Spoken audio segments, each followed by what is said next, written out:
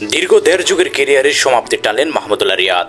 আন্তর্জাতিক ক্রিকেটকে বিদায় জানিয়ে দিলেন এই নির্ভরযোগ্য অলরাউন্ডার। তবে ক্রিকেট থেকে বিদায় নিলেও বিসিবি চাইছে তাকে নিজেদের সঙ্গে যুক্ত করতে, আর এই ব্যাপারে স্পষ্ট বার্তা দিয়েছেন বিসিবি সভাপতি ফারুক আহমেদ। 2007 সালে অভিষেক, এরপর একে একে অনেক ঐতিহাসিক জয়, বাংলাদেশের প্রথম টি-20 সেঞ্চুরি, বিশ্বকাপে ব্যাক টু ব্যাক সেঞ্চুরি আর অসংখ্য ম্যাচ জেতানো ইনিংস, কিন্তু সবকিছুরই একটা শেষ থাকে। মাহমুদুল্লাহ আবার শেষ করলেন আন্তর্জাতিক ক্যারিয়ার। বাংলাদেশ ক্রিকেট বোর্ডের সভাপতি ফারুক আহমেদ মনে করেন, ক্রিকেট থেকে বিদায় নিলেও মাহমুদুল্লাহর অভিজ্ঞতা দেশের ক্রিকেটের উন্নয়নে কাজে লাগানো উচিত। তিনি বলেন, আমি যদি এখনই তাকে বিসিবিতে যোগ দিতে দেখতাম তাহলে সবচেয়ে খুশি হতাম। তাহলে কি মাহমুদুল্লাহকে দেখা যেতে পারে কোচিং স্টাফে নাকি পরামর্শক হিসাবে? কোন দিকটা নিয়ে তিনি তরুণদের গাইড করবেন?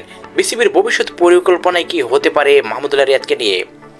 শুধু মাহমুদুল্লাহ নন, সম্প্রতি ওয়ানডে থেকে অবসর নিয়েছেন মুশফিকুর রহিমও। বিসিবি জানিয়েছে তাদের জন্য রয়েছে বিশেষ সংবর্ধনার আয়োজন।